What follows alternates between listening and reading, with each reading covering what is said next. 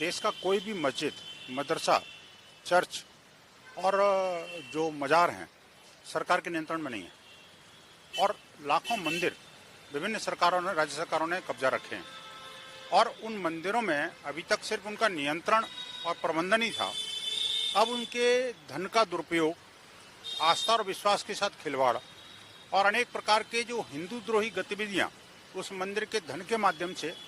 और मंदिर के मैनेजमेंट के माध्यम से वो संचालित की जा रही है सरकारों के द्वारा। सरकार, कई सरकारों में पीछे भी ध्यान में आया है कि भाई वो मंदिर की संपत्ति को भी जो है अवैध तरीके से प्रयोग कर रहे हैं। तो इन सब को लेकर के संपूर्ण हिंदू समाज के अंदर एक गहरी रोष और आस्था का रोष और चिंता है।